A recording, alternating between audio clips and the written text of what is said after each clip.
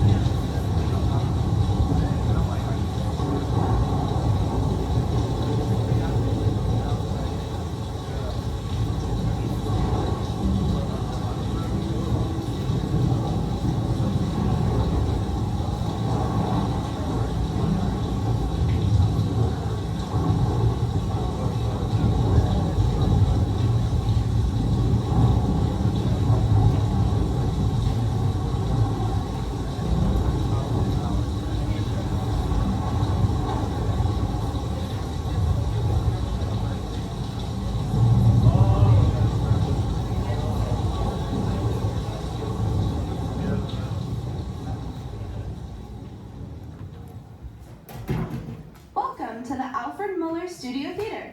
We are thrilled to have you here with us to watch today's production of William Shakespeare's King Lear. Please make note of the exits and take a moment to silence all cell phones and other noise-making devices. We would like to remind you that photography of any kind is not permitted throughout the performance. Also, please refrain from texting or using your phone during the performance, as it is very distracting to the actors and your fellow audience members. If you leave the theater for any reason, unfortunately, you will not be allowed to re-enter until after intermission, as every entrance and exit is used by today's performers. Thank you again for supporting Delta Drama, and enjoy the show.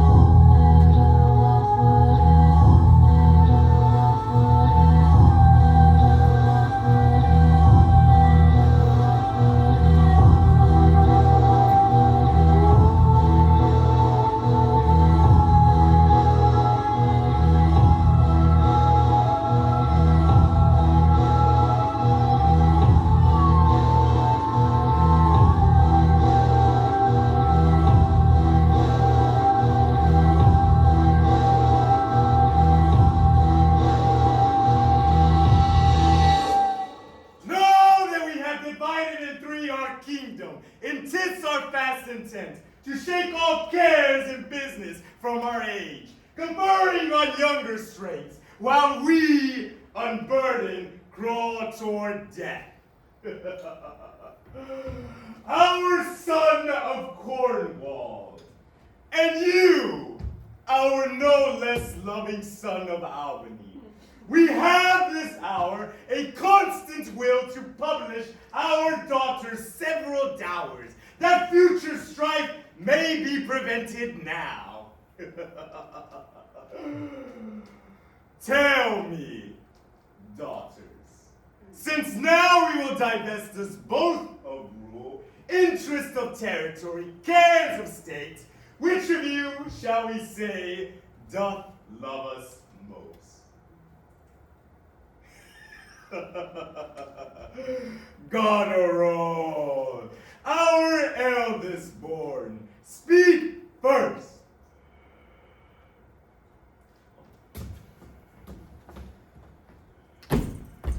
Sir, I love you more than word can wield the matter. Dearer than eyesight, space, and liberty. Beyond what can be valued, rich or rare, a love that makes breath poor and speech unable. Beyond all manner of so much, I love you. What shall Cordelia speak? Love, and be silent. Of all these bounds, even from this line to this, we make thee lady. To thine and Albany's issue, be this perpetual. What says our second daughter, our dearest Regan, wife of Cornwall? Speak!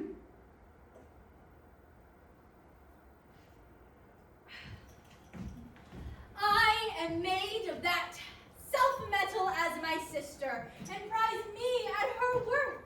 In my true heart I find she names my very deed of love, only she comes too short, that I profess myself an enemy to all other joys, and find I am alone felicitate in your dear highness love. Then, poor Cordelia. To thee and thine hereditary ever remain this ample third of our fair kingdom, no less in space, validity, and pleasure than that's conferred on Goneril.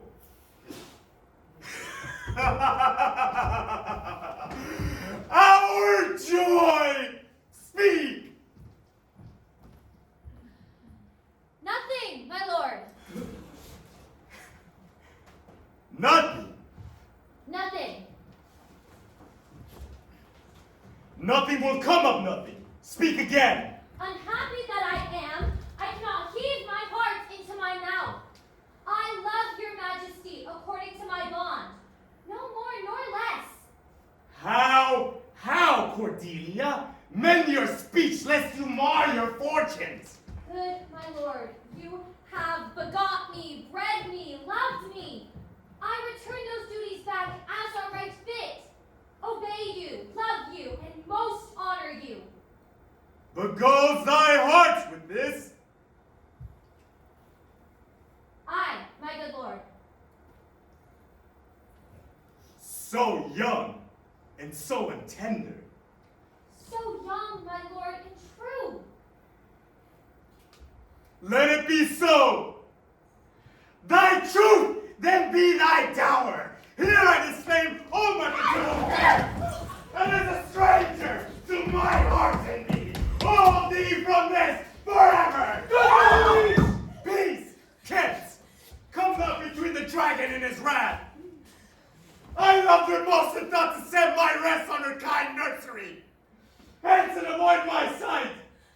Cornwall and Albany, I do invest you jointly with my power, that troop with majesty, ourself by monthly course, with reservation of 100 knights, by you to be sustained. Shall our abode make with you by due terms, only shall we retain the name and all the additions to a king. Royal Lear, whom I have ever honored as my king, loved as my father, as my master follows, as my great patron, thought out in my prayers. The bow is bent and drawn. Make from the shaft. Thy youngest daughter does not love thee least, nor are those empty-hearted whose low sounds reverb no hollowness.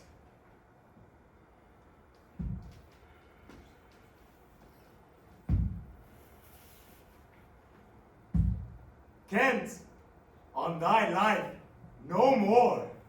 My life I have never held but as a pawn, to wage against thine enemies, nor fear to lose it, thy safety being motive. Out of my sight! See better, Lear, and let me still remain the true blank of thine eye. Oh! Vassal! Miscreant! Forbear! Do kill thy physician, and the fee bestow upon thy foul disease. Invoke thy gift, or whilst I can still vent clamor from my throat, I'll tell thee thou dost evil! Hear me, recreant, on thine allegiance, hear me! 5 days we do allot thee for provision, to shield thee from disasters of the world, and on the 6th, to turn thy hatred back upon our kingdom. If, on the 10th day following, thy banished trunk be found in our dominions,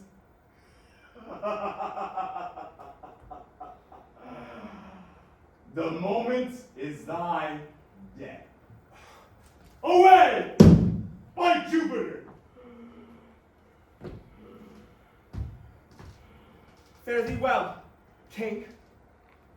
Sith thus thou wilt appear, freedom lives hence, and banishment is here. The gods to their dear shelter take thee, maid, that justly think'st and hast most rightly said. And your large speeches may your deeds approve, that good effects may spring from words of love. Thus, Kent, O princes, bids you all adieu. He'll shape his old course in a country new.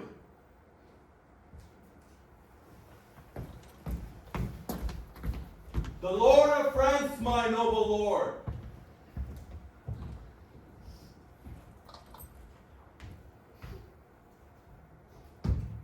What, in the least, will you require in present dower with her? Or cease your quest of love? Most royal majesty, I crave no more than hath your highness offered. When she was dear to us, we did hold her so. Sir! There she stands, and nothing more may fitly like your grace. She is there, and she is yours. I know no answer. Will you, with those infirmities she owes, unfriended, new adopted to our hate, take her or leave her? This is most strange, that she whom even but now was your best object, commit a thing so monstrous to dismantle so many folds of favor. I yet beseech your majesty. Better thou hast not been born than not to at least be better. Fairest Cordelia, thou art rich, being poor, be it lawful, I take up what's cast away.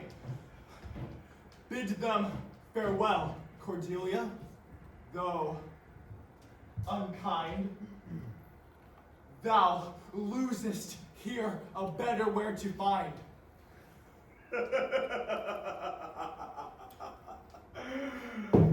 Thou hast her, friends. Let her be thine, for we have no such daughter, nor shall we ever see that face of hers again.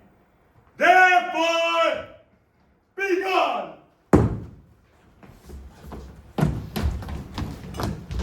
Bid farewell to your sisters.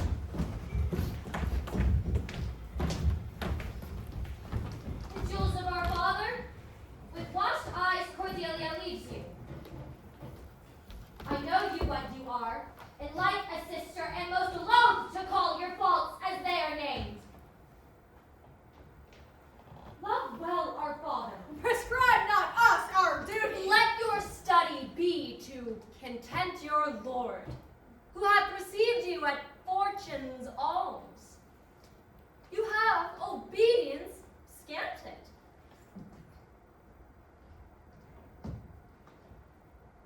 And well are worth the want that you have wanted. Time shall unfold what plighted cunning hides, who covers faults at last with shame derides. Well may you prosper, Come, my fair Cordelia.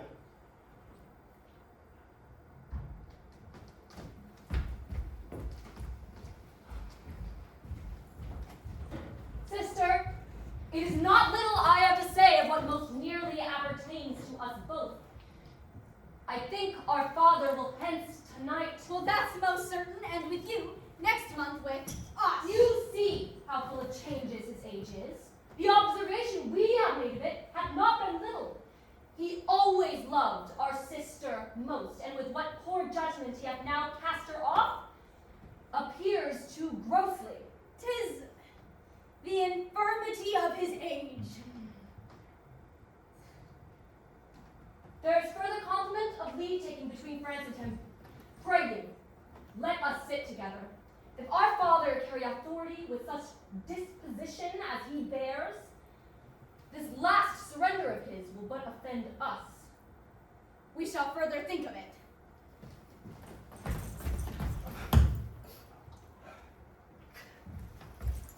Is not this your son, my lord? His breeding, sir, hath been at my charge. This young fellow's mother could, whereupon she grew round-wombed, and had indeed, sir, a son for her cradle, ere she had a husband for her bed.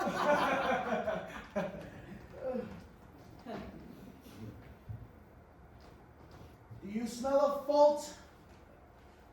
I cannot wish the fault undone, the issue of it being so proper. But I have a son, sir, by order of law, some year elder than this, who yet is no dearer in my account. Though this knave came something saucy to the world before he was sent for. Yet was his mother fair. Ooh, there was good sport at his making. Do you know this noble gentleman, Edmund?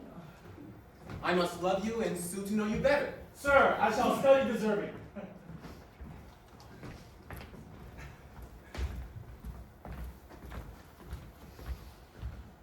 Thou, nature, art my goddess, till thy law my services are bound.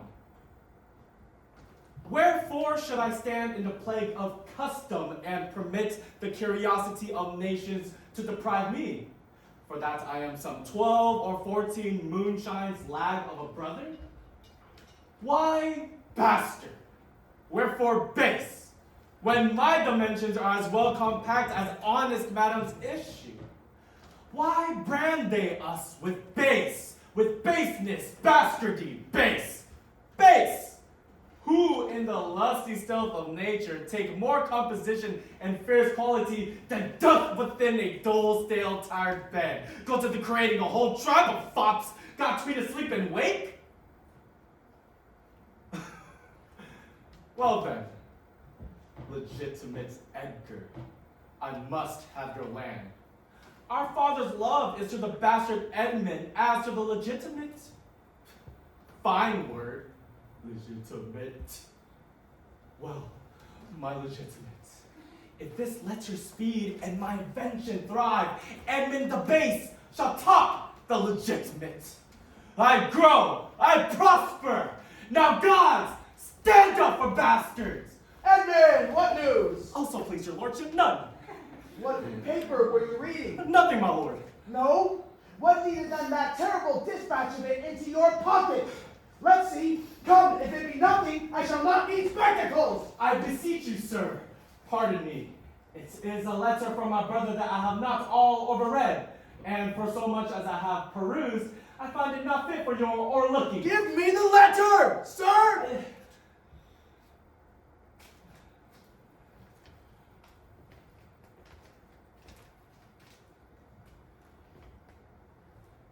This policy in reverence of age keeps our fortunes from us till our oldness cannot relish them.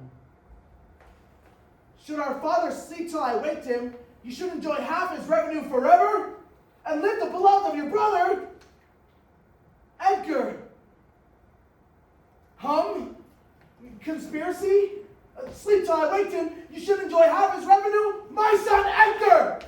Had he a hand to write this? What takes it to this? Who brought it? It was not brought me, my lord. There's the cunning of it. I found it thrown in at the casement of my closet. You know the character to be your brother's? It is his hand, my lord, but I hope his heart is not in the contents. Has he never before sounded you in this business? Never, my lord. But I have heard him oft maintain it to be fit that sons at perfect age and fathers declined, the father should be as word to the son, and the son manage his revenue. Oh, villain! Villain! His very opinion in the letter! Abhorrent villain! Go, Sirrah! Seek him! I'll apprehend him! Abominable villain! Where is he? I do not well know, my lord. If it shall please you to suspend your indignation against my brother till you can derive from him better testimony of his intent, I dare pawn down my life for him that he hath writ this to feel my affection to your honor, and to no other pretense of danger. Think you so? These late eclipses in the sun and moon portend no good to us. The king falls from bias of nature. There's father against child. We have seen the best of our time. Find out this villain, Edmund. It shall lose thee nothing. Do it carefully. Oh, and the noble and true-hearted Kent banish his offense? Honesty. 'Tis strange. This is the excellent foppery of the world, that when we are sick in fortune, we make guilty of our disasters, the sun, the moon, and stars, as if we were villains on necessity, fools by heavenly compulsion. Edgar. How now, brother Edmund? What serious contemplation are you in? Come, come, when saw you my father last? The night gone by. Spake you with him? Aye, 2 hours together. Parted you in good terms, found you no displeasure in him by word nor countenance? None at all. Bethink yourself wherein you may have offended him, and at my entreaty forbear his presence until some little time hath qualified the heat of his displeasure. Some villain had done me wrong. That's my fear. I pray you, retire with me to my lodging, from whence I will fitly bring you to hear my lord speak. There is my key. If you do stir abroad, go armed. On, brother! Brother, I advise you to the best. I have told you what I have seen and heard, but faintly, nothing like to image and horror of it. Pray your way.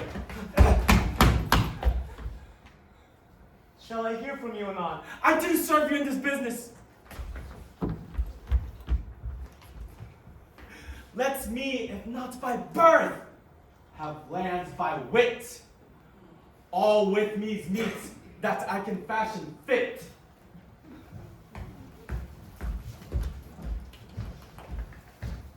And let me the cannon clink, let me the cannon clink.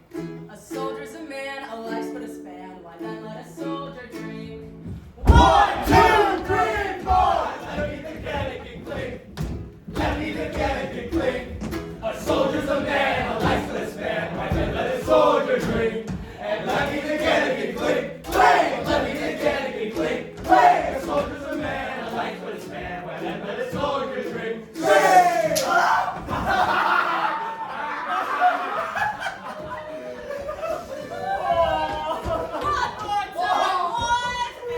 Let me the cannon clink. Clink. Let me the cannon clink. Clink. A soldier's a man, a life's but a span. Why then let a soldier drink?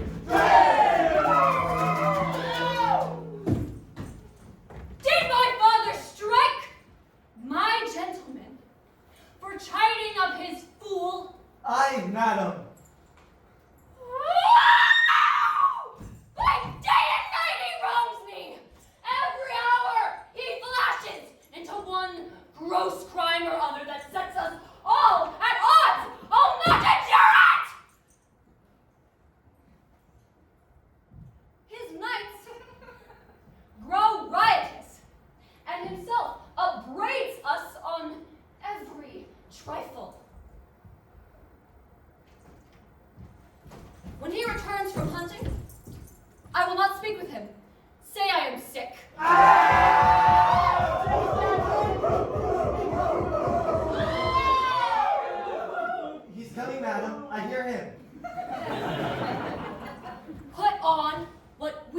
negligence you please, you and your fellows. I neither come to question. If he distaste it, let him to my sister, whose mind and mine I know in that are one, not to be overruled. Oh, idle old man that still would manage those authorities that he had given away. By my life, old fools are babes again and must be used with checks as flatteries when they are seen abused. Remember what I have said. Well, madam. Prepare for dinner.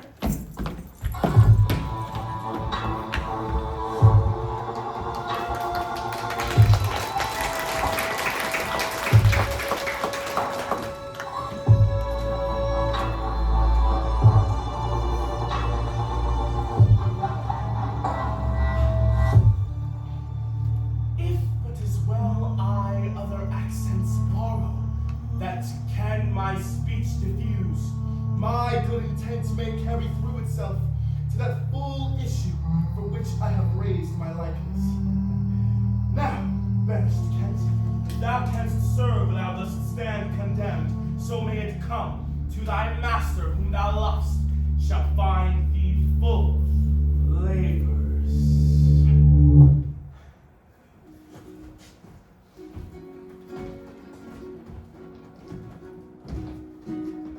How now? What art thou?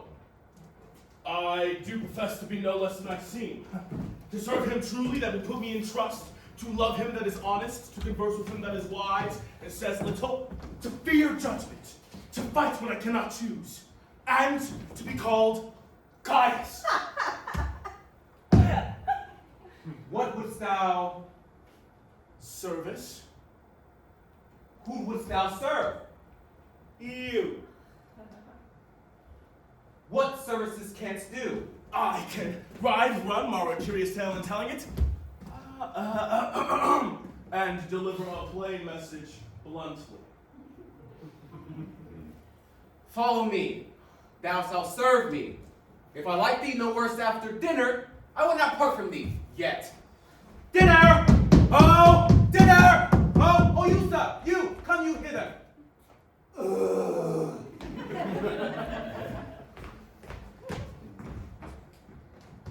Who am I, sir?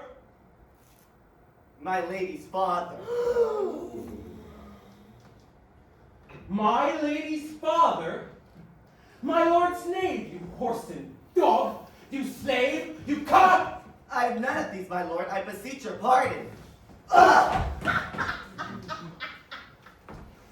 not be stricken, my lord. Nonsense, neither, you base football player! I thank thee, fellow. Thou hast served me, and I love thee. Come, sir. Arise. Away! I'll teach thee differences. Away! Away! Away!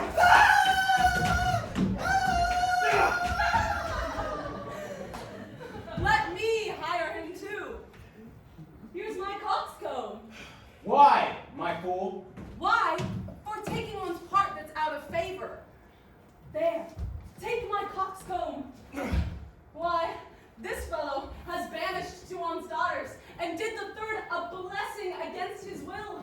If thou follow him, thou must needs wear my coxcomb. A pestilent gall to me. Sirrah, I'll teach thee a speech. Do. That lord that counseled thee to give away thy land, place him here by me, do thou for him stand. The sweet and bitter fool will presently appear, the one in motley gear, the other found out there.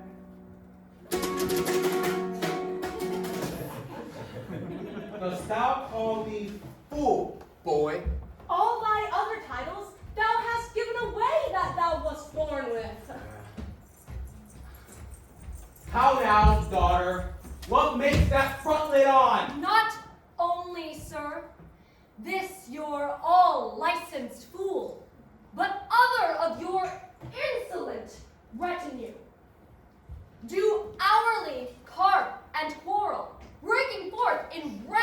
and not to be endured riots. Does any here know me? This is not Lear. Who is it that can tell me who I am? Lear's shadow. Your name, fair gentlewoman. As you are old and reverend, should be wise. Here do you keep 100 knights and squires, men so disordered, so debauched and bold that this our court, infected with their manners, shows like a riotous inn. Epicurism and lust makes it more like a brothel or a tavern than a graceful palace. Be then desired by her that else will take the thing she begs, to cut your army by itself in half. Darkness and devils! Saddle my horses! Call my train together! Degenerate bastard! I'll not trouble thee! Yet have I left a daughter. You strike my people, and your disordered rabble make servants of their betters. Woe that too late repents! Oh, you, sir, are you come? Is it your will, sir? Speak, sir! Prepare my horses! What's the matter, sir? I'll tell thee. Life and death. I am ashamed that thou hast power to shape my manhood thus. Let it be so. I have another daughter, and when she shall hear this of thee, with her nails shall flay thy wolvish visage. Thou shalt find that I'll resume the shape which thou dost think I have cast off forever. Oh, let me not be mad, not mad, sweet heavens. I will not be mad. Keep me in temper. I will not be mad. Do you mark that? I cannot be so partial, Goneril, to the great love I bear you. Pray you content what Oswald ho! What he hath uttered, Oswald hath writ my sister. If she sustained him and his 100 knights when I have showed the unfitness. What? How now, Oswald? Have you writ that letter to my sister? Aye, madam. Good. Take you some company and away to horse. Inform her full of my particular fear. How far your eyes may pierce, I cannot tell. Striving to better, oft we mark what's well.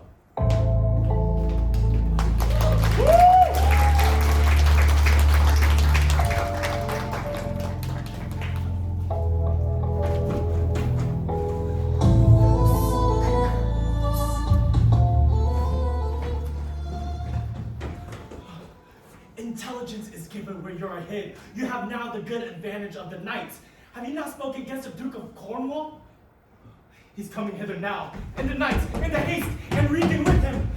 Have you nothing said upon his party against the Duke of Albany? I'm sure it's not a word. I hear my father coming. Pardon me. In cunning, I must draw my sword upon you. Draw! Seem to defend yourself. Now, quit you well. Yield! Come before my father! Lights! Ho! Here! Fly, brother! Torches! Torches! So farewell! Some blood drawn on me will beget opinion of my more fierce endeavor. Father! Father! Stop! Stop! No help! Now, Edmund, where's the villain? Look, sir! I bleed! Where is the villain, Edmund? Fled this way, sir, but by no means By no means what? persuade me to the murder of your lordship. But that, I told him the revenging gods against parasites did all the thunder bend. Seeing how lowly opposites I stood to his unnatural purpose, in fell motion with his prepared sword, he charges home my unprovided body, lance mine arm. And when he saw my best alarming spirits, full suddenly he fled. Well, let him fly far. Not in this land shall he remain uncaught. That he which finds him shall deserve our thanks, bringing the murderous coward to the stake. Hark! The Duke's trumpets. I know not why he comes.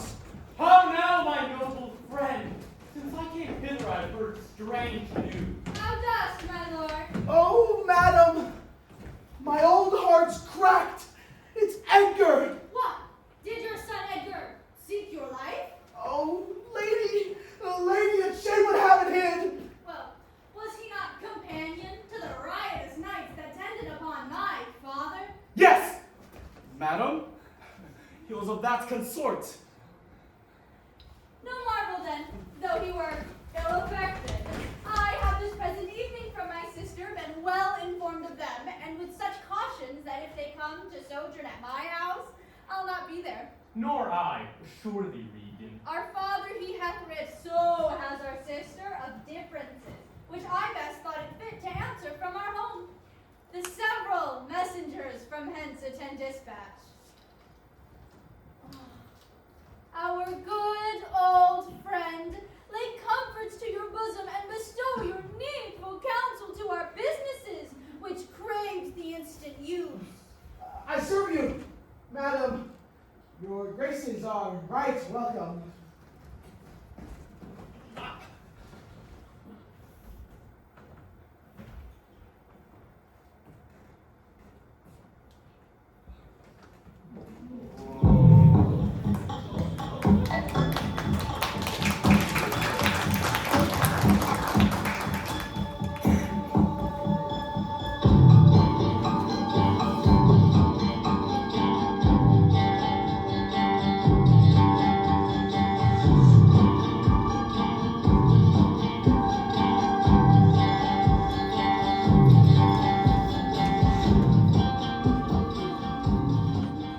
Good dawning to thee, friend. Art to this house?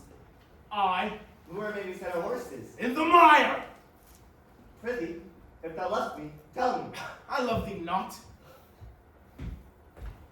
Why then, I cannot for thee. Fellow, I know thee. What dost thou know me for? A knave, a rascal, an eater of broken meats, a base, proud, shallow, beggarly, three-suited, 100-pound, filthy, worthless, stalking knave, a blue-livered, accent-taking knave, a whore's son, glass-gazing, finical rogue, one thou art nothing but the composition of a knave, beggar, coward, and son and heir of a mongrel bitch, one whom I will beat into clamorous whining. Why, what a monstrous fellow art thou thus to rail on one that is neither known of thee nor knows thee? What a brazen-faced varlet! Art thou to deny thou knowest me? Is it but 2 days ago when I tripped up thy heels and beat thee before the king? Draw, you rogue! Draw! Away! I have nothing to do with thee. Draw, you rascal! You come with letters against the king! Draw!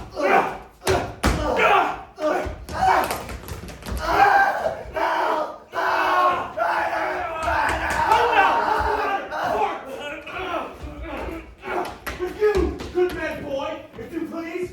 Come, I'll bless you. Come on, young master. Weapons? Arms? What's the matter here? Keep peace upon your lives. He dies that strikes again. What is the matter? The messengers from our sister and the king. How fell you out? Say that. No contraries holds more antipathy than I in such a knave. Why dost thou call him knave? What is his fault? Sir, 'tis my occupation to be plain. I have seen better faces in my time than stands on any shoulder before me at this instant. What was the offense you gave him? I never gave him any. It pleased the king his master verily to strike at me upon his misconstruction. Call not your stocks for me. I serve the king, on whose employment I was sent to you. You should do small respect. Show twofold malice against the grace and person of my master, stalking his messenger. Fetch forth the stocks. As I have life and honor, there shall he sit till noon. Till noon, till night, my lord, and all night too. Why, madam, if I were your father's dog, you should not use me so. Sir, being his knave, I will. This is a fellow of the self-same color our sister speaks of. Come, bring away the stocks. Oh, no, let me beseech your grace not to do so. His fault is much, and the good king, his master, will check him for it. The king must take it ill that he so slightly valued in his messenger should have him thus restrained. I'll answer that. My sister may receive it much more worse to have her gentleman abused, assaulted for following her affairs. Put in his legs! Come, my good lord, away.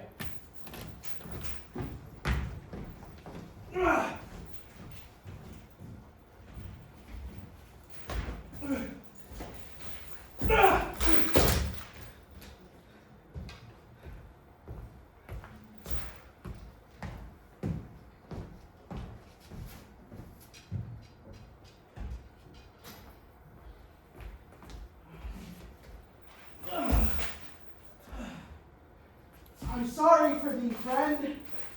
'Tis the Duke's pleasure, whose disposition all the world well knows, will not be rubbed nor stopped. I'll entreat for thee. Pray, do not, sir. I have watched and traveled hard. Some time I shall sleep out. The rest I'll whistle. Give you good morrow. The Duke's to blame in this. 'Twill be ill taken.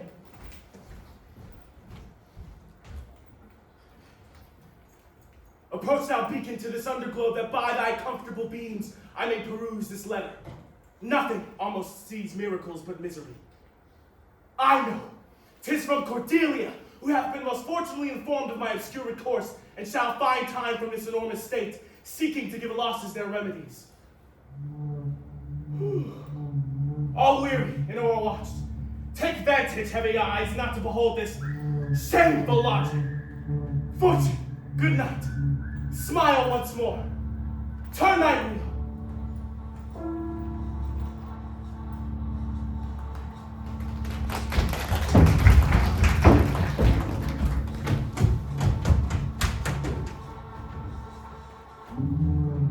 I heard myself proclaimed, and by the happy hall of a tree escaped the hunt. No port is free, no place. That guard in most unusual vigilance does not intend my taking. While I may escape, I am bethought to take the basest and most poorest shape that ever penury and contempt of man brought near to beast. My face I'll grind with filth.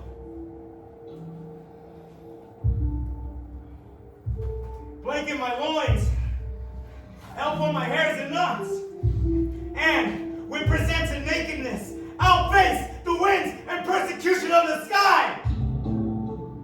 The country gives me proof and precedent of bedlam beggars who, with roaring voices, strike in their numb and mortified arms. Pins, wooden pricks, nails, sprigs of rosemary. And with lunatic band, sometime with prayer and for some charity.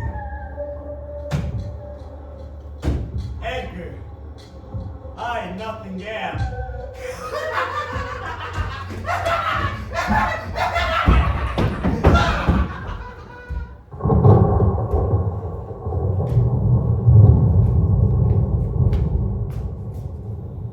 Tis strange that they should so depart from home and not send back my messenger.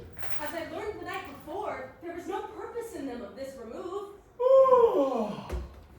Hail to thee, noble master. Ha! Makest now this shame thy pastime? No, my lord. He wears cruel garters.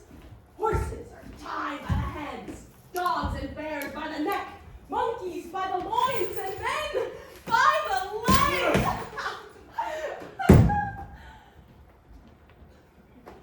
Was he that hath so much thy place mistook to set thee here? Your son and daughter. No, Yes! they durst not do it.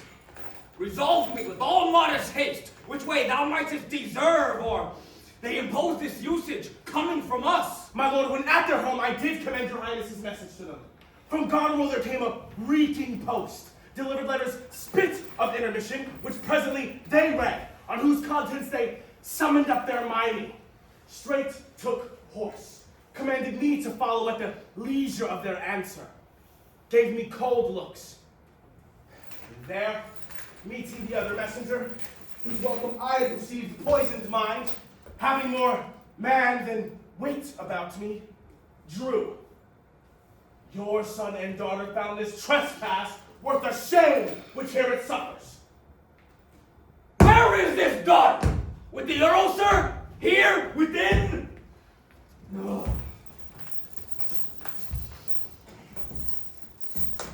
Good morrow to you both. Hail to your grace. I am glad to see your highness.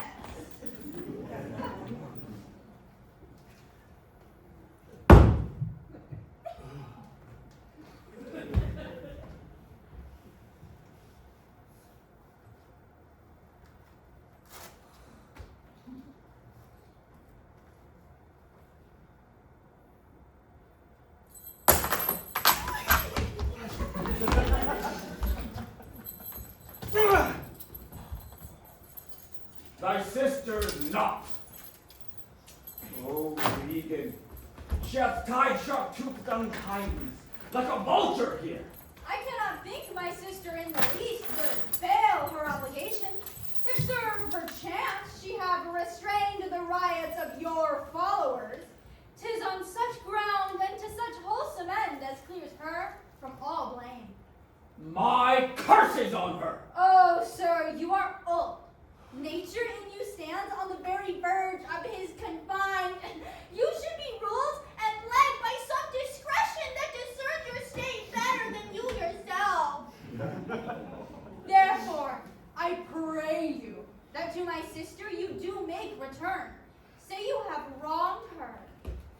Never, Regan! She hath abated me of half my train, looked black upon me, struck me with her tongue, most serpent-like upon the very heart. Fie, sir, fie! Oh, the blessed God! So will you wish on me when the rash mood is on. No! Regan, thou shalt never have my curse. Thy tender-acted nature shall not give thee over to harshness. Her eyes are fierce, but thine do comfort and not burn. 'Tis not in thee to grudge my pleasures, to cut off my train. The offices of nature, bond of childhood. Good, sir, to the purpose.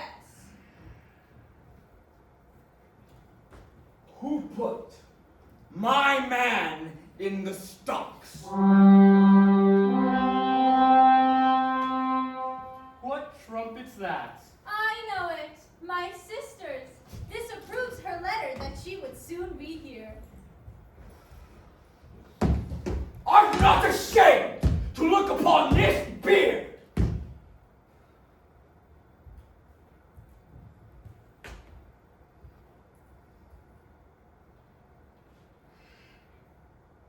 Oh.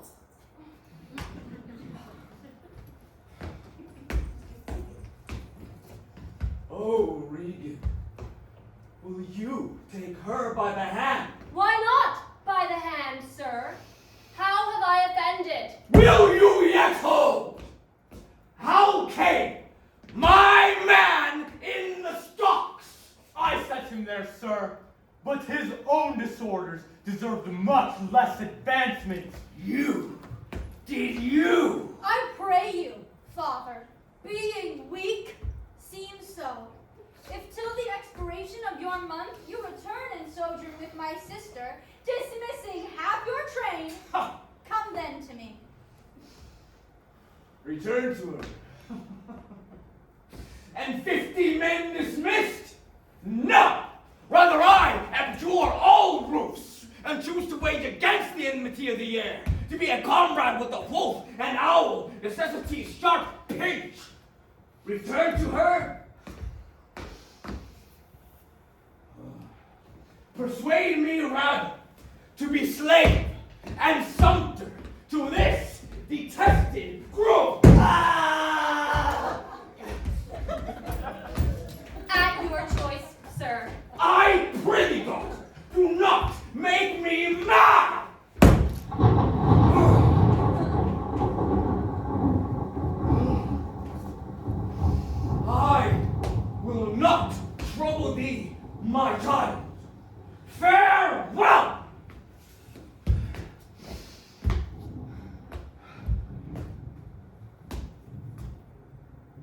But yet, thou art my flesh, my blood, my daughter, or rather a disease that's in my flesh, which I must needs call mine. Thou art a boil! Oh, I can be patient. I can stay with Regan. I and my 100 knights. Not altogether so. I looked not for you yet, nor am provided for your fit welcome. Give ear, sir, to my sister. For those that mingle reason with your passion must be content to think you old and so. But she knows what she does. Is this well spoken? I dare avouch it, sir. What, 50 followers? Is it not well? What should you need of more? Why might not you, my lord, receive attendance from those that she calls servants, or from mine? Why not, my lord? For if then they chanced to select you, we could control them. If you return to me, I entreat you to bring but 5 and 20. To no more will I give place or notice. Those wicked creatures yet do look well favored when others are more wicked. Oh, not being the worst stands in some rank of praise. Oh. I'll go with thee. Thy 50 yet doth double 5 and 20, and thou art twice her love. Oh, hear me! My lord! What need you 5 and 20, 10 or 5 to follow in a house where twice so many have a command to tend you? What mean one? Reason, not the need. No! You unnatural hound! I will have such revengers on you both that all the world shall! I will do such things!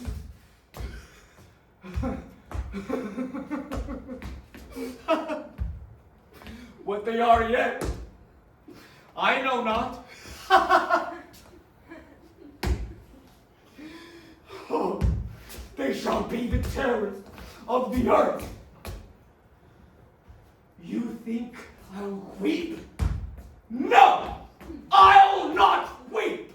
I have full cause of weeping, but this heart shall break into 100,000 flaws, or ere I'll weep! Oh, fool! I shall go mad!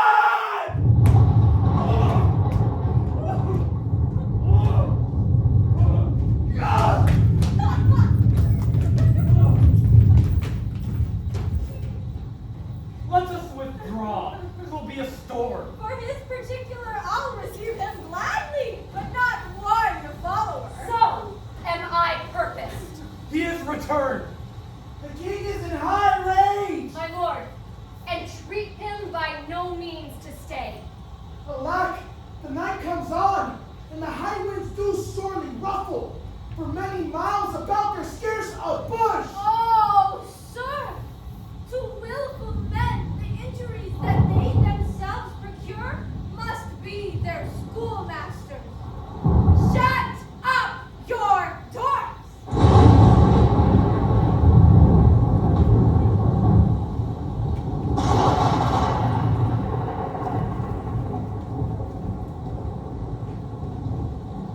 Shut up your doors, my lord. 'Tis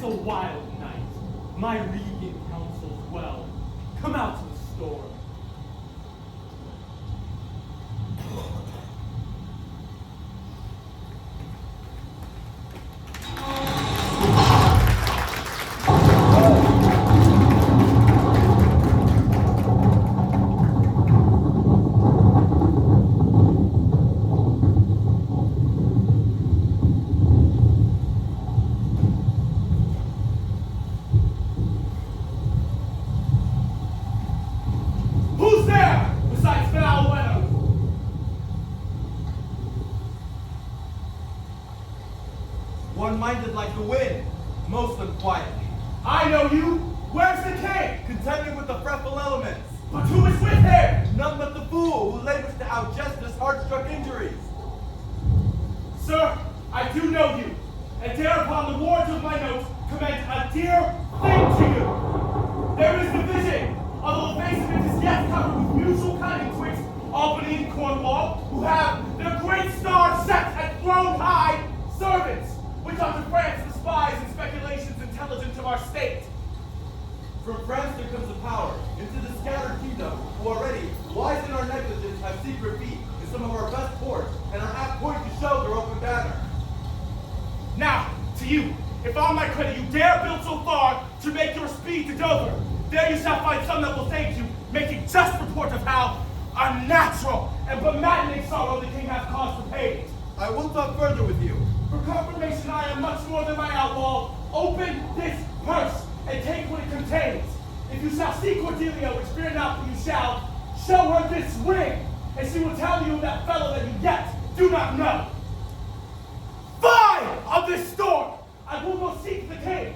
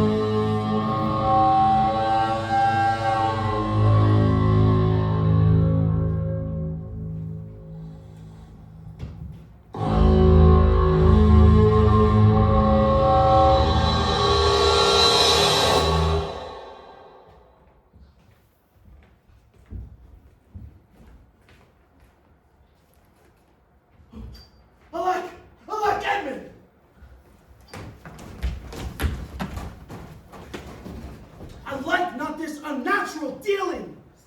When I desired their leave, that I pity the king, charged me on pain of perpetual displeasure, neither to speak of him, entreat for him, or any way sustain him. Most savage and unnatural. Go to, say you nothing. There is division between the dukes, Albany and Cornwall. I've received a letter this night. 'Tis dangerous. These injuries the king now bears will be revenged home. There is part of a power already footed. We must incline to the king. I will look him and privily relieve him. Go you and maintain talk with Cornwall, that my charity be not of him perceived. Oh, if he asks for me, I'm ill and gone to bed.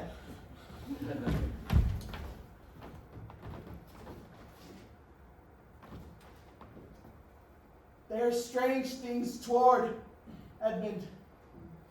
Pray you, be careful.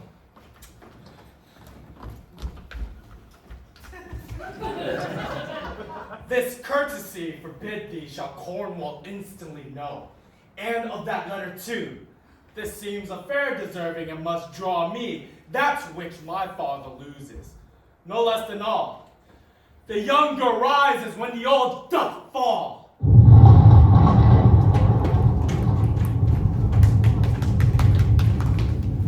Here's the place, my lord. Could my lord enter? Wilt break my heart? I'd rather break mine own. Could my lord enter? The body's delicate. This tempest in my mind doth from my senses take all feeling else, save what beats there. Filial ingratitude! Oh, that way madness lies. Let me shun that. No more of that. Good my lord, enter here. Prithee go in thyself. Seek thine own ease.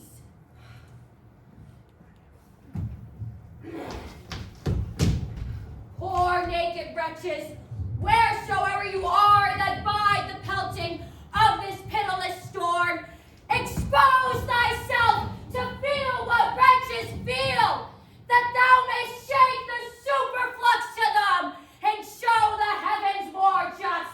Better than half, poor Tom. Come not in here, Nuncle. Here's a spirit. Help me, help me! Give me thy hand. Who's there? A spirit. He says his name's Poor Tom. The foul fiend follows me through the sharp hawthorn blows the cold wind. Go to my cold bed and warm me.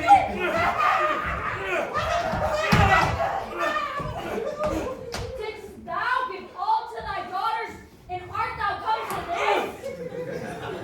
Who gives anything to poor Tom, who the foul fiend had led through fire and through flame? What hast thou been? A serving man, proud in heart and mind, still through the hawthorn blows the cold wind. Let him trot by. Thou wert better in a grave than to answer with thy uncovered body this extremity of the skies. Is man no more than this? Consider him well. Come, I'm in here. Be contented.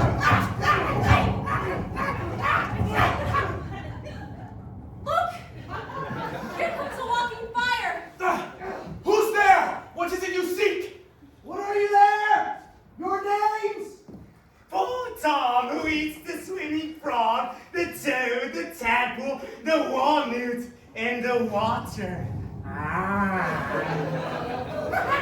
What have your grace no better company?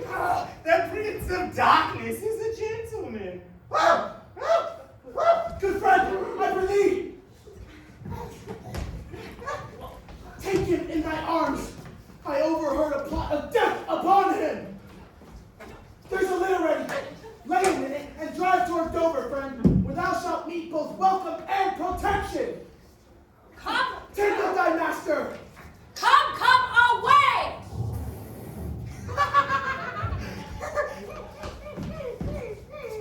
Come!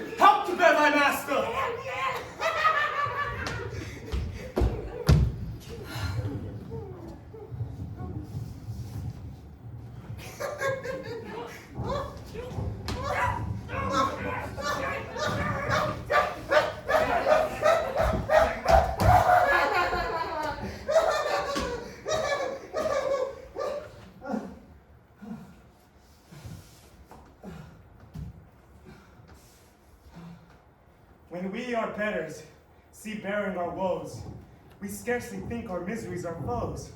What will hap more tonight? Say, escape the king!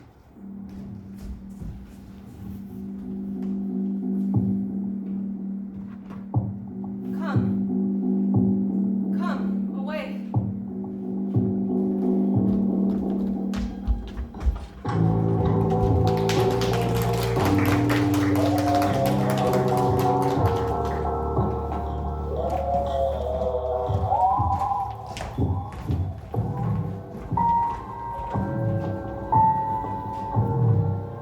How malicious is my fortune that I must repent to be just!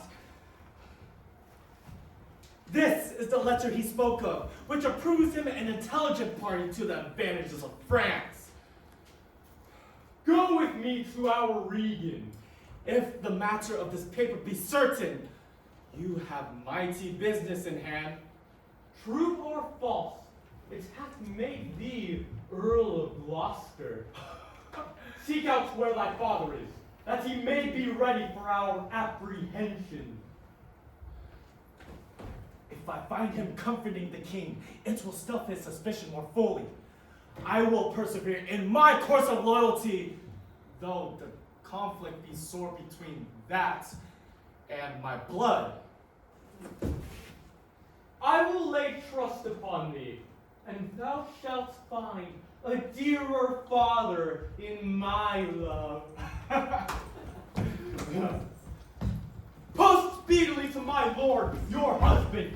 Show him this letter. The army of France is landing. Seek out the traitor Gloucester. Hang him instantly. Pluck out his eyes.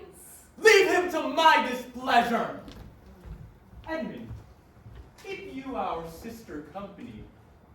The revenges we are bound to take upon your traitorous father are not fit for your beholding. How now? Where's the king? My lord of Gloucester hath conveyed him hence. The king with some other of the dependents are gone away toward Dover. They both have well-armed friends. Get horses for your mistress. Farewell, sweet lord and sister. Edmund, farewell.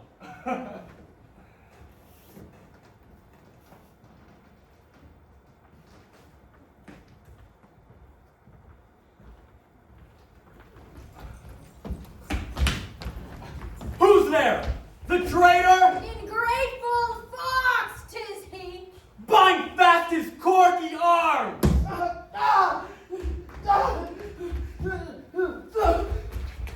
What means your graces? Good. My friends, consider you are my guests. Do me no foul play, friends. Hard, hard, oh, filthy traitor. Unmerciful lady as you are, I'm none. Come, sir. What letters had you late from France? Be simple answered, for we know the truth. And what confederacy have you with the traitors late footed in the kingdom? To whose hands you have sent the lunatic king? Speak! I have a letter guessing lay set down with king from one that's of a neutral heart and not from one opposed. Cunning. And false. Where hast thou sent the king? To Dover! Before to Dover! Because I would not see thy cruel nails pluck out his poor old eyes, nor thy fierce sister and his anointed flesh-stick boorish fangs. Seat shalt thou never. Fellow, hold the chair.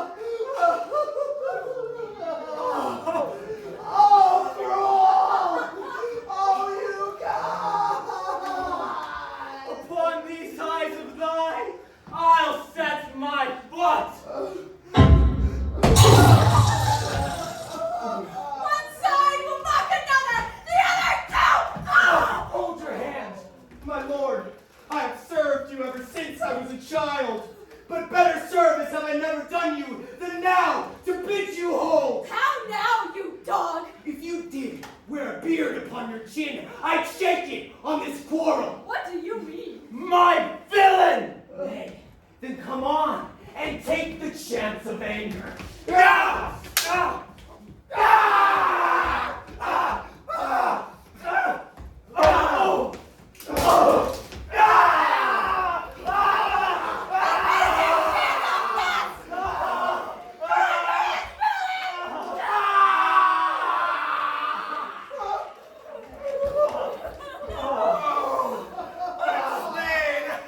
My lord, you have one eye left. To see some mischief on him.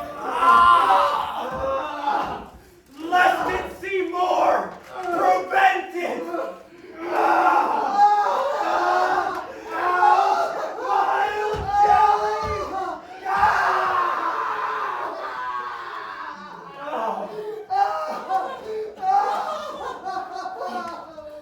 Where is my buster now?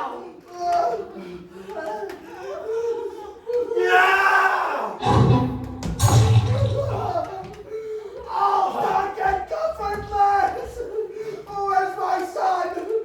Edmund! Thou call'st on him that hates thee. It was he that made the overture of thy treasons to us. Now he still died to pity thee! Oh, my follies! That anger was abused! But thrust him out at gates, and let him smell his way to Dover. How is it, my lord? How look you? I have received no hurt. Follow me, lady. Turn out that eyeless villain! Throw this slave upon the dunghill! Regan, I bleed apace. Untimely comes this hurt.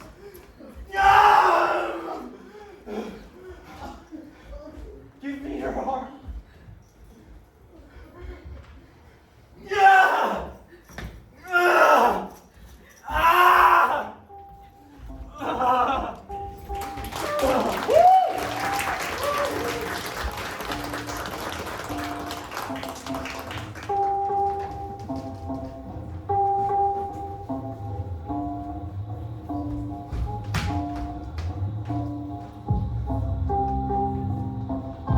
Yet better thus, and know to be contemned, than still contemned, and flattered to be worse. The lamentable change is from the best, the worst returns to laughter. Who comes here? Away! Get thee away, good friend, be gone! You cannot see your way.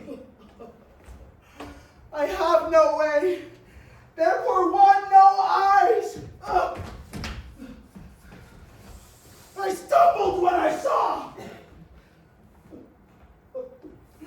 Oh, dear son Edgar, the food of thy abused father's wrath. Might I but live to see thee in my touch, I say I had eyes again. How now? Who's there? 'Tis poor man Tom. My lord, is it a beggar, man? Madman and beggar too. Are you a naked fellow? Aye, my lord. Take this purse, thou whom the heaven's plagues have humbled to all strokes.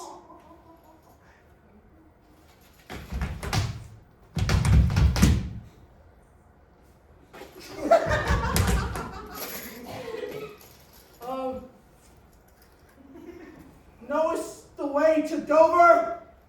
From Styling Gate, horseway, footpath. There's a cliff whose high and bending head looks fearfully in the confined deep. Bring me but to the very brim of it, and now repair the misery thou dost bear with something rich about me. From that place I shall know leading need. Give me thy arm. Poor Tom shall lead thee.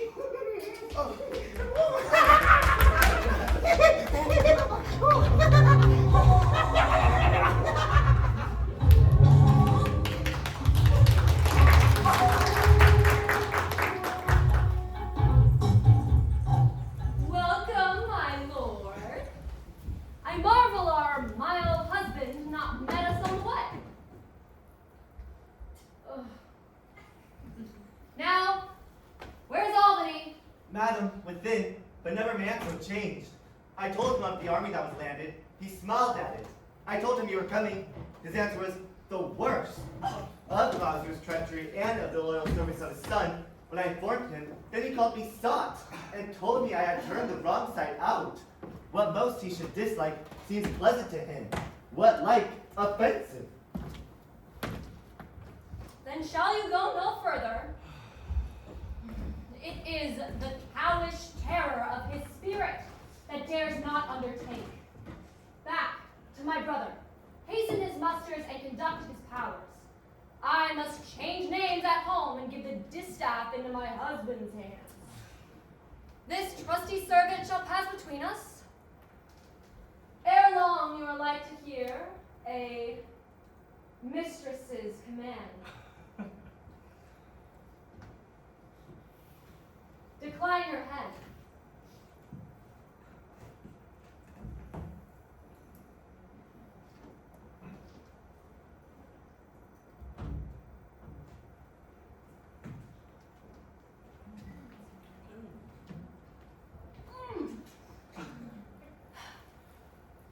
This kiss, if it durst speak, would stretch thy spirits up into the air.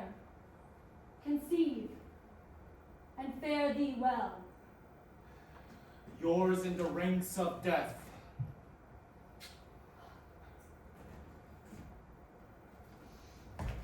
Madam, here comes my lord. Oh, Goneril.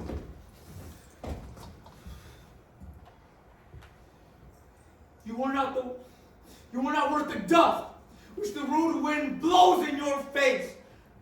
I fear your disposition. No more. The text is foolish. Wisdom and goodness defy seen by it. Humanity must perforce prey on itself, like monsters of the deep. Milk-livered man, that bearst a cheek for blows, a head for wrongs. France spreads his banners in our noiseless land, whilst thou, a moral fool, sit still and cries, "Alack, does he so?" See thyself, devil! Proper deformity shows not in the fiend so horrid as in woman. Mary, your manhood, meow.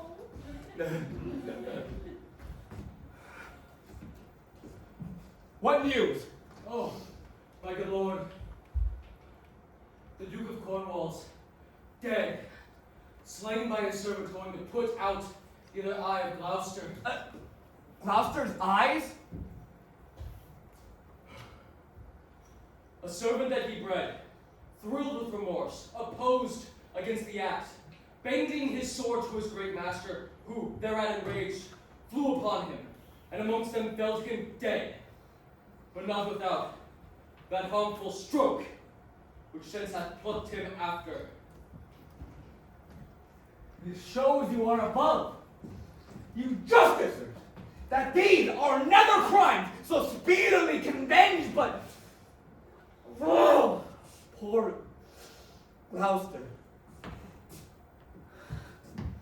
Lost he his other eye?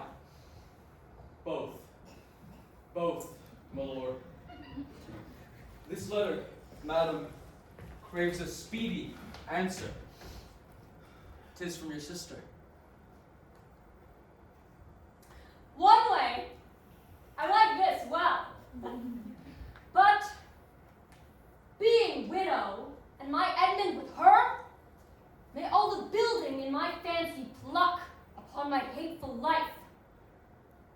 Another way the news is not so tart. I'll read and answer.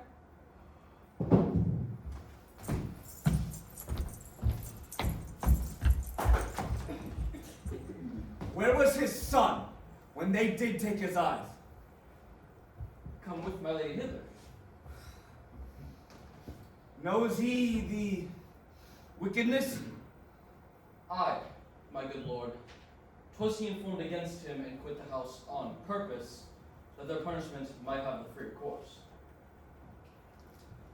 Gloucester, I live to thank thee for the love thou showest the king, and to revenge thine eyes. Come hither, friend. Tell me what more thou knowest.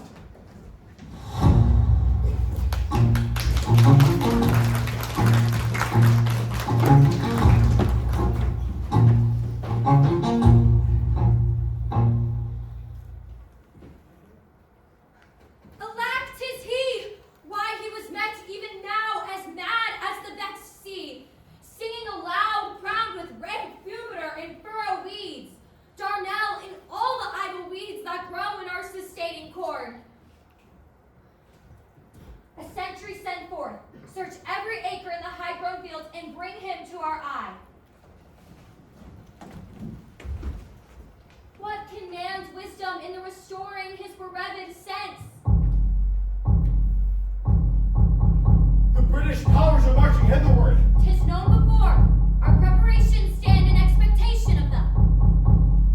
Oh, dear father, it is thy business that I go about. Therefore, great France, my mourning and importune tears hath pitied. No blown ambition doth our arms incite, but love, dear love, and our aged father's right. But are my Albany's powers set forth? Aye, madam. Himself, in person there. Madam, with much ado, your sister is the better soldier. Lord Edmund spake not with your lord at home. No, madam. What might import my sister's letter to him? I know not, lady. Faith, he has posted hence on serious matter. It was great ignorance Gloucester's eyes being out to let him live. Where he arrives, he moves all hearts against us. Edmund, I think, is gone. Moreover, to describe the strength of the enemy. I must sneeze after him, madam, with my letter. Let me unseal the letter. Madam, I I rather... know your lady does not love her husband. She gave strange Eliads and most spanking looks to noble Edmund. I know you are of her bosom. Aye, madam? Therefore, I do advise you take this note. My lord is dead. Edmund and I have talked, and where convenient he is for my hand and for your ladies, you may gather more. If you do find him, pray you give him this. So, fare you well.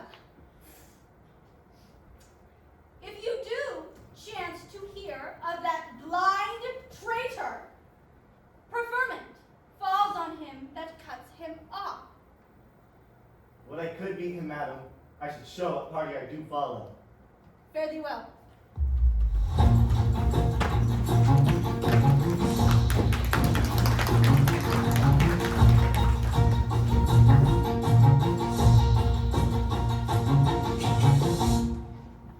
When shall I come to the top of that same hill? You do climb it now. Look how we labor.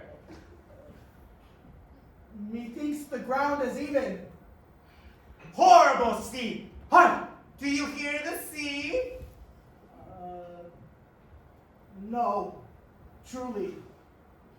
Why then? Your other senses grow imperfect by your eyes' anguish. So may it be indeed. Come now, sir. Here's the place. Stand still. How fearful and dizzy to cast one's eyes so low. The fishermen that walk upon the beach appear like mice, and yon tall ink-green bark almost too small for sight. The murmuring surge that, on the unnumbered idle pebble shape, cannot be heard so high. Topple headlong. Set me where you stand. Give me thy hand. You are now within foot of extreme verge.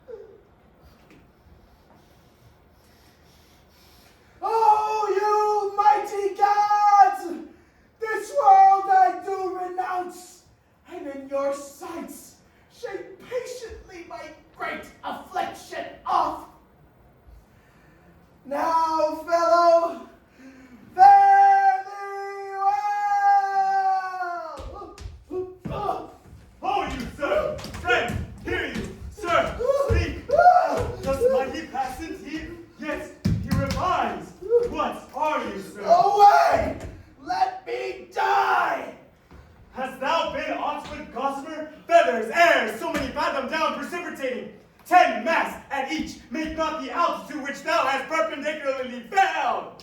Thy life's a miracle. Speak yet again. But have I fallen? Or no? From the dread summit of the chalky bourne, look up a height. The shrill gorge large so far cannot be seen or heard. Do but look up. Alack! I have no eyes. Give me thy hand. This is above all strangeness. Upon the crown of the cliff, what thing was that which parted from you? A poor, unfortunate beggar. As I stood here below, methought his eyes were 2 full moons. He had 1,000 noses, horns that welt and waved like an enraged sea. It was some fiend. That thing you speak of, I took it for a man.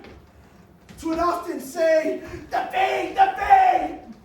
He led me to that place. Bear free and patient thought.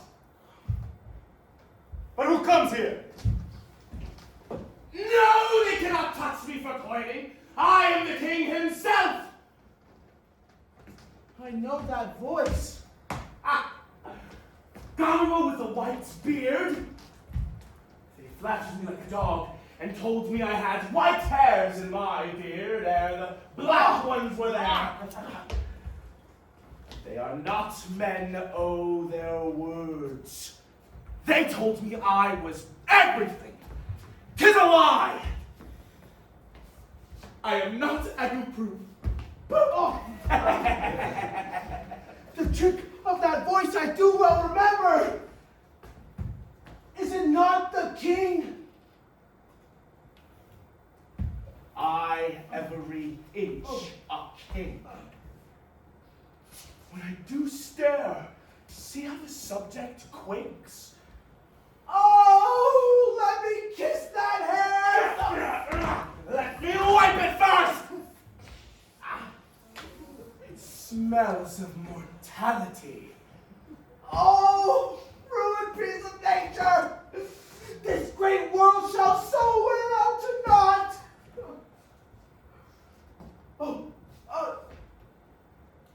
Dost thou know me?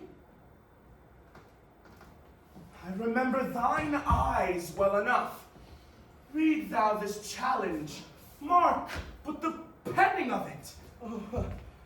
Were all thy letters suns I could not see. Are you there with me? No eyes in your head, nor no money in your purse? I see it feelingly. If thou wilt weep my fortunes, take my eyes.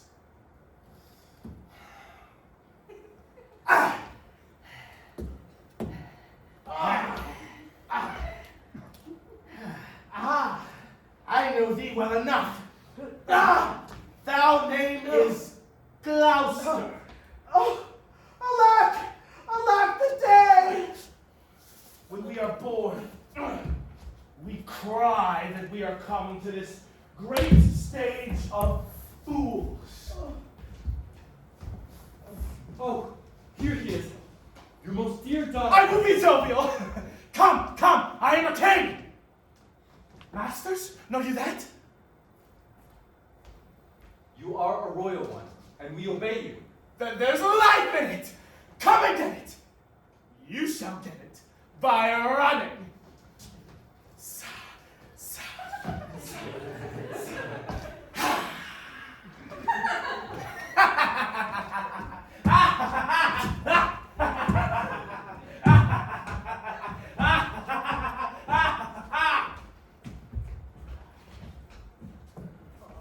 A sight most pitiful in the meanest wretch. Past speaking of in a king, thou hast a daughter who redeems nature from the general curse which twain have brought her to. Do you hear aught, sir, of a battle sword? Most sure and vulgar. Everyone hears that which can distinguish sound. But, by your favor, how near is the other army? Near and on speedy foot. The main descry stands on the hourly thought. I thank you, sir. That's all. Though Cordelia has special causes here, her army is moved on. I thank you, sir.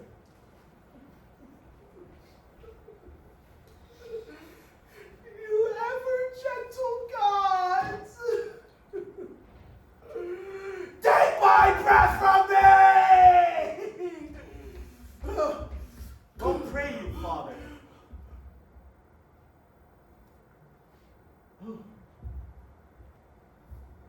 Now, good sir, what are you? A most poor man made tame to fortune's blows. I'll lead you to some biting. Hearty thanks.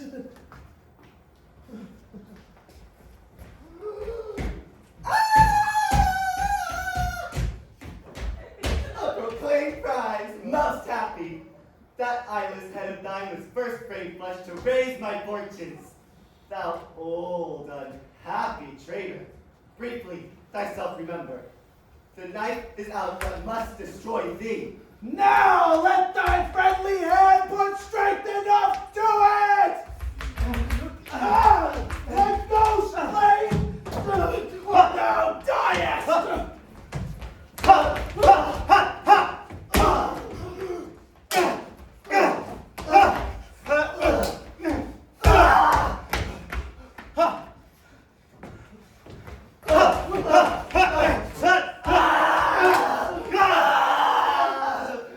Slave, thou hast slain me. Villain, take my purse. If ever thou wilt thrive, bury my body. And give the letters I find about me to Edmund, Earl of Gloucester. Seek him out upon the English party. Oh, untimely death. Death! I know thee well, a serviceable villain. What? Is he dead? Sit you down, Father. Rest you. Let's see these pockets. The letters that he speaks of. They may be my friends. Let us see.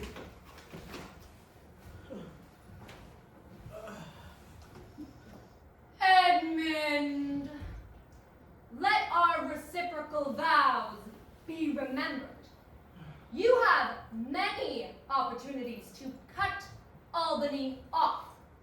There is nothing done if he return the conqueror. Then am I the prisoner, and his bed my jail. From the loathed warmth whereof deliver me, and supply the place for your labor. Your wife, so I would say, affectionate servant, and for you, her own for venture, Goneril. A plot upon her virtuous husband's life. The exchange. My brother. In the mature time with this ungracious paper, strike the sight of the death practice Duke. For him, 'tis well, that of thy death in business I can tell. Give me your hand. Far off methinks I hear the beating drum. Come, Father, I'll bestow you with a friend.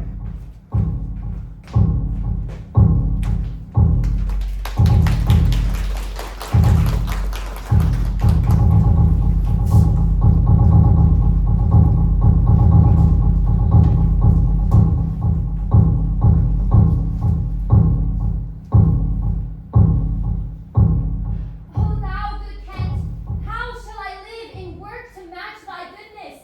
My life will be too short in every measure fail me. To be acknowledged, madam, is overpaid. Be better suited. These weeds are memories of those worser hours. I prithee put them off. Pardon, dear madam, yet to be known shortens my made intent. Then be it so, my good lord. How does the king? Madam, sleep still. Oh, you kind gods, cure this great breach in his abused nature. So please, Cordelia, that we may wake the king. He hath slept long. Be governed by your knowledge and proceed in the sway of your own will. Is he arrayed? Be by thee, madam, when we speak to him, I doubt not this temperance. Oh, my dear father, restoration, hang thy medicine on my lips, and let this kiss repair those violent harms that my two sisters have in thy reverence made.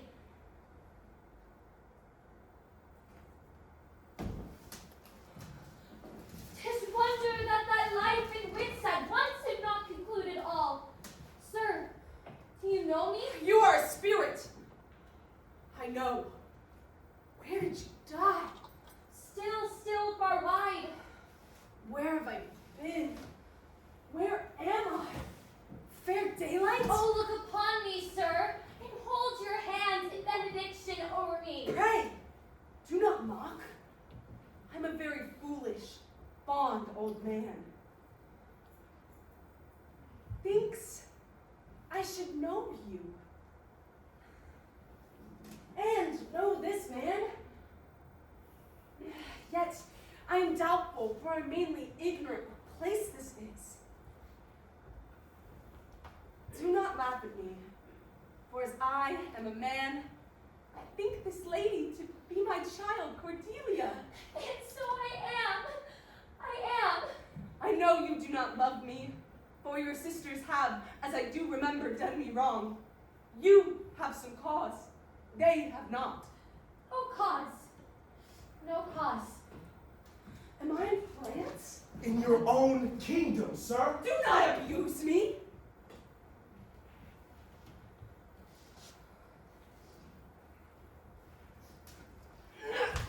Will it please your highness walk? You must bear with me. Pray you now, forget and forgive.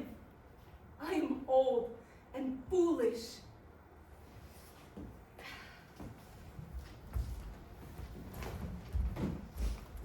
Hold you true, sir, and the Duke of Cornwall so slain. Most certain, sir. 'Tis time to look about. The powers of the kingdom approach apace. Your abridgment is like to be bloody.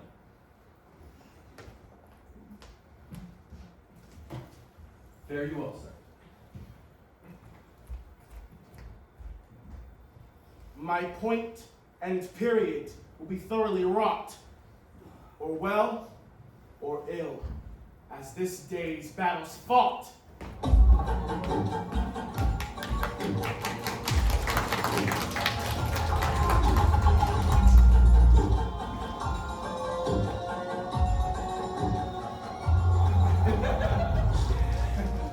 Now, sweet lord, you know the goodness I intend upon you. Tell me but truly, but then speak the truth. Do you not love my sister? In honored love. But have you never found my brother's way to the forfended place? That thought abuses you. I never shall endure her. Dear my lord, be not familiar with her. Fear me not. She and the Duke, her husband. A very loving sister, over met. It touches us as France invades our land.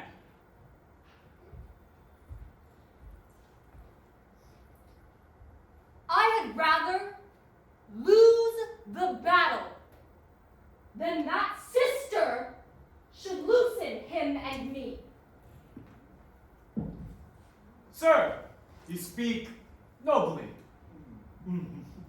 Combine together against the enemy. Let's then determine with the ancient of war on our proceeding. I shall attend you presently at your tent. Sister, you'll go with us. No. 'Tis most convenient. Pray, go with us. Oh! I know the riddle.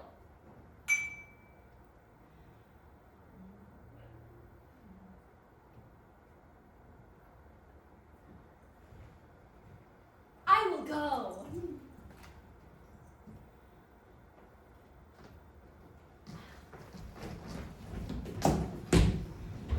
If ever your grace had speech with man so poor, hear me one word. I'll overtake you. Speak. Before you fight the battle, open this letter. If you have victory, let the trumpet sound for him that brought it. Wretched though I seem, I can produce a champion that will prove what is about to bear. Fortune love you. Stay till I have read the letter. I was forbid it. When time shall serve, let the herald cry, and I'll appear again. Fight fairly well. I will overlook thy paper. The enemy is in view. Draw up your powers. Here is the guess of your true strength and forces by diligent discovery. But your haste is now urged on you. We will greet the time.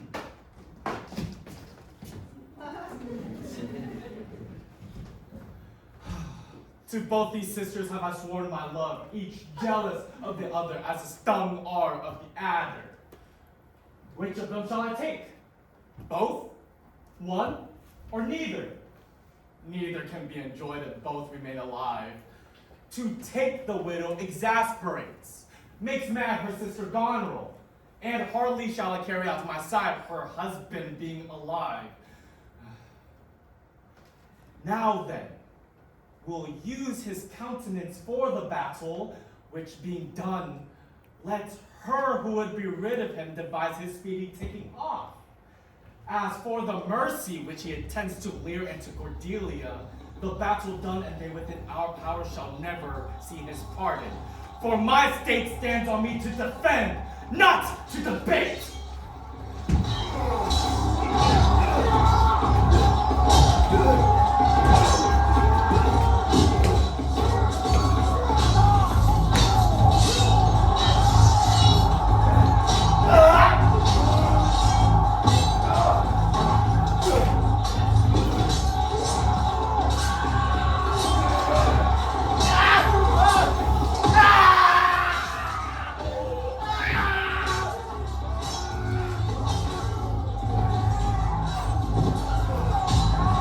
King Lear has lost. He and his daughter taken. Come, let's away to prison. We two alone will sing like birds in the cage. Take them away. He that parts us shall bring a brand from heaven and fire us hence like foxes. Wipe thine eyes. The good years shall devour 'em. Flesh and foul air that shall make us weep. We'll see you starved first. Come.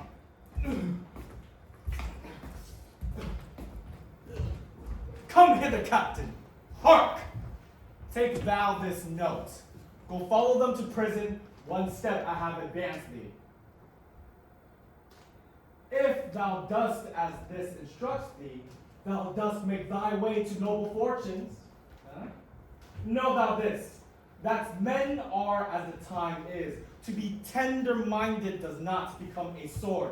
Thy great employment will not bear question. Either say thou'st do it or thrive by other means. I'll do it, my lord.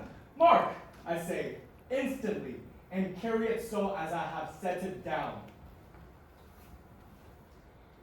I cannot draw a cart nor eat dried oats. If it be man's work, I'll do it.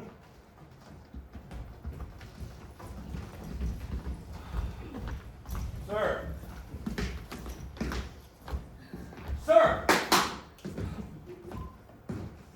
You have shown today your valiant strain, and fortune led you well.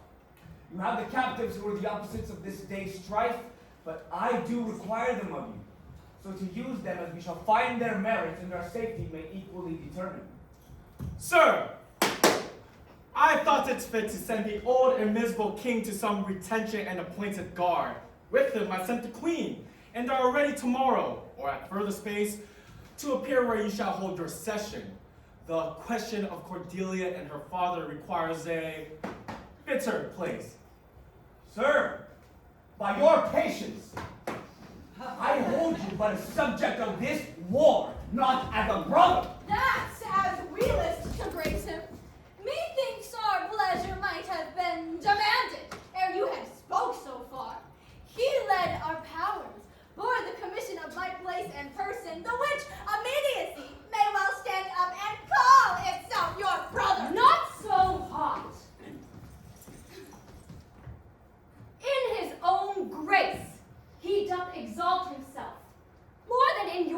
addition. In my rights by me invested, he compares the best. That were the most, if he should husband you. Oh, lady!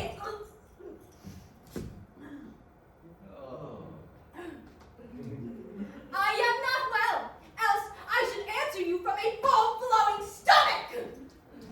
General, take thou my soldiers, prisoners, patrimony, dispose of them. Of me, the walls is thine, my lord and master. Mean you to enjoy him? The let alone lies not in your goodwill, Nor in thine, Lord. half-blooded fellow, yes. Let the drum strike and prove my title thine. Stay yet, hear reason. Edmund, I arrest thee on capital treason, and inanitate this gilded serpent. For your claim, fair sister, I bar it in the interest of my wife. An interlude. Thou art armed, Edmund. Let the trumpet sound. If none appear to prove upon thy person thy heinous, manifest, and many treasons, there is my pledge, I will make it on thy heart. Sick, oh, sick. If not, I'll ne'er trust medicine. There's my exchange. What in the world he is that names me traitor? Villain like he lies. Called by the trumpets. He that dares approach on him, on you who knocks, I shall maintain my truth and honor firmly. My sickness grows upon me. She is not well, convey her to my tent.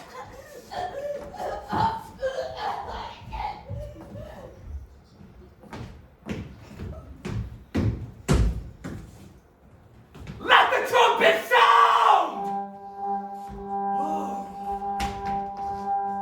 If any man of quality or degree within the lists of the army will maintain upon Edmund that he is a manifold traitor, let him appear.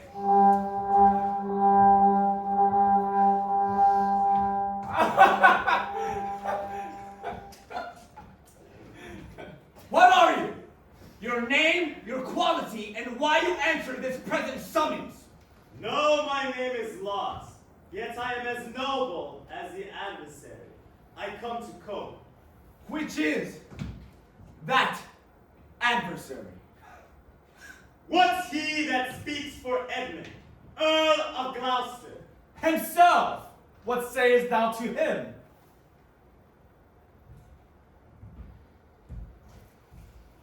Draw thy sword! This arm, and my best spirits are bent to prove upon thy heart whereto I speak. Thou liest! In wisdom I should ask thy name. By rule of knighthood, I disdain and spurn.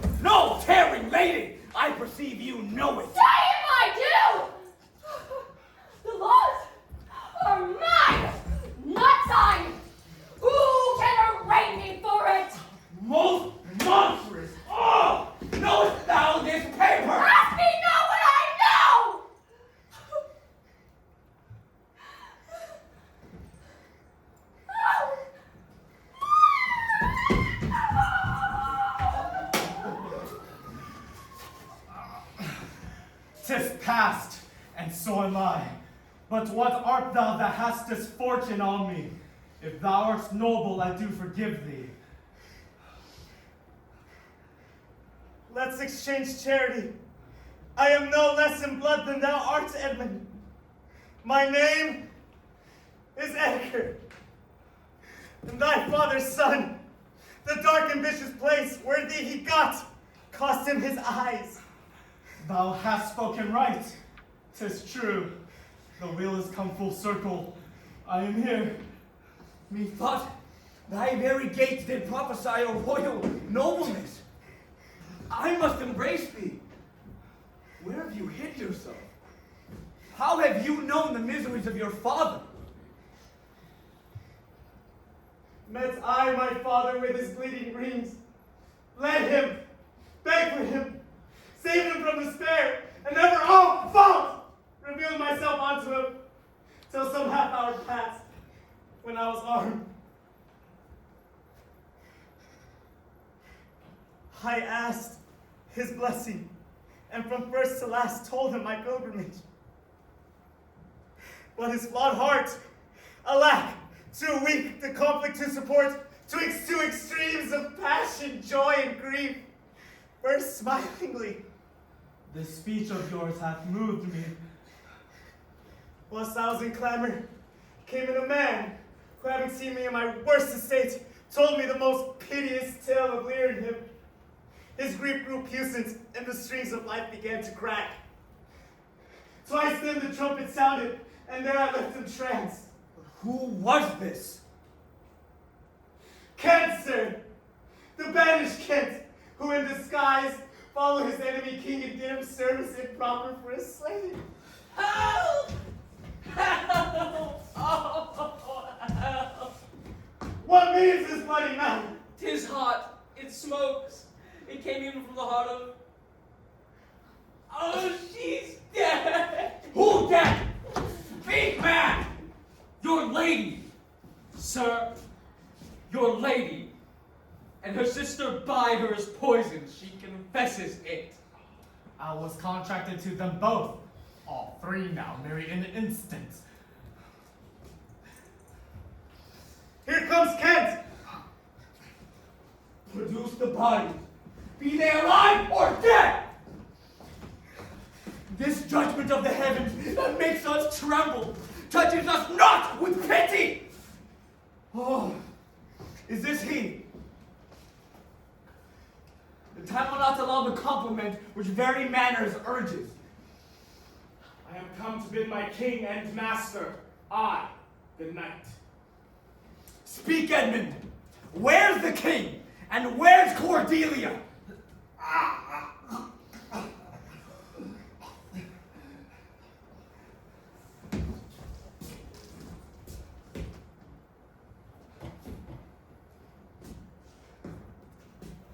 Seest thou this object, Kent? Alack, why thus? The one the other poisoned for my sake, and after slew herself. Some good I mean to do despite of my own nature. Ah!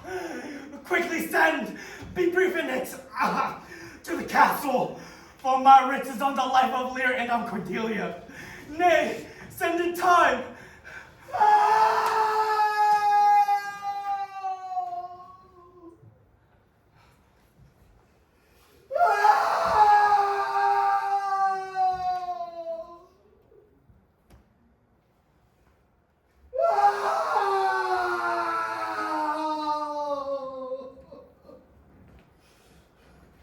Oh, you are men of stones! And are your tongues and eyes? I've used them so that heaven's vault should crack. She's gone forever! Oh, my good master. Flee away! 'Tis noble Kent, your friend. A plague upon you, murderers! Traitors all! I might have saved her. Now she's gone forever!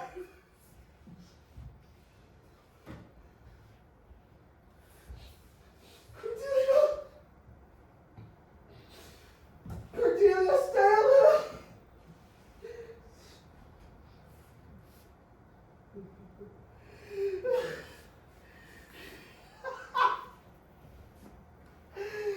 I killed the captain that was hanging thee.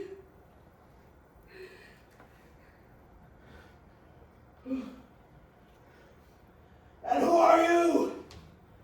Are you not Kent? The same, your servant, Kent. Where is your servant Caius? He's a good fellow, I can tell you that. He'll strike, and quickly too. He's dead and rotten. No, my good lord, I am the very man that from your first of difference and decay have followed your sad steps. Your eldest daughters have fordone themselves and desperately are dead.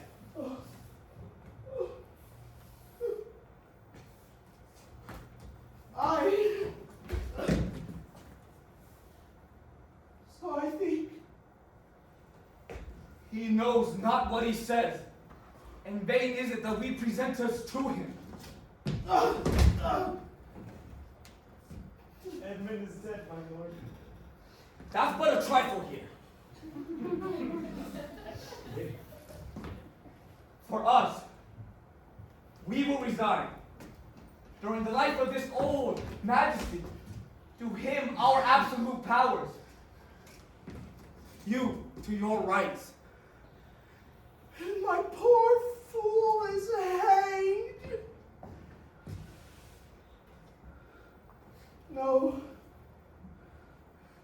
No life! Do you say that? Look at her! Look!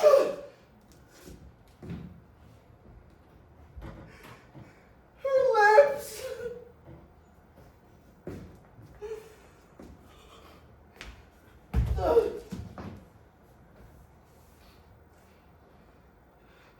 Look there.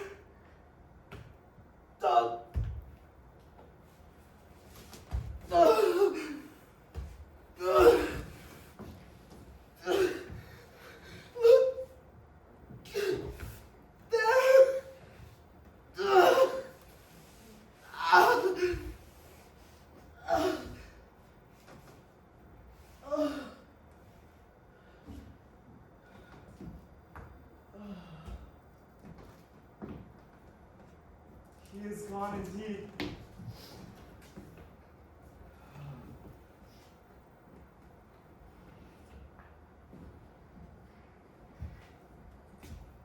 Friends of my soul, you twain rule in this realm, and the Gore state sustain.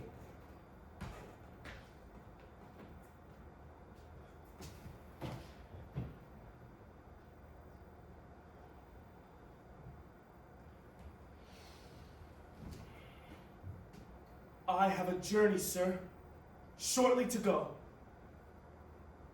My master calls me. I must not say no.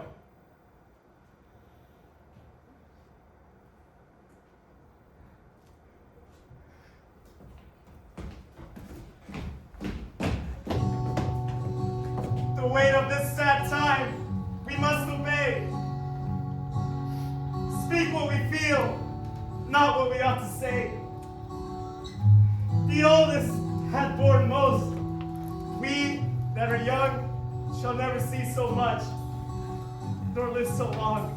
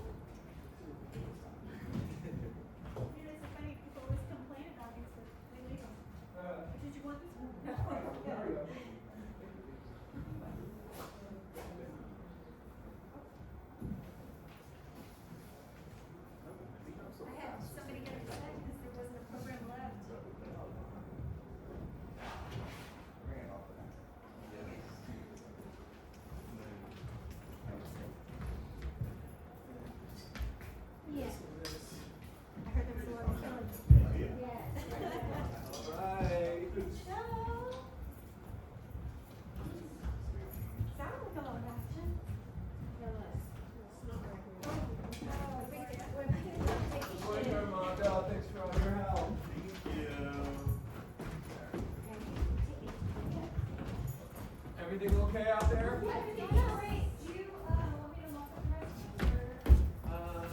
Yeah, I mean, yeah, it was great. Hi, everything okay? Yeah. Okay. Great. I don't know if it matters, it may just be a weak link or something, but the road lights over here blinked one time. I don't know what that means. Probably just a was one. Yeah, I just wanted, in case something was wrong, I don't know. Okay. But it worked for the rest of the show. So okay, great. And coming down.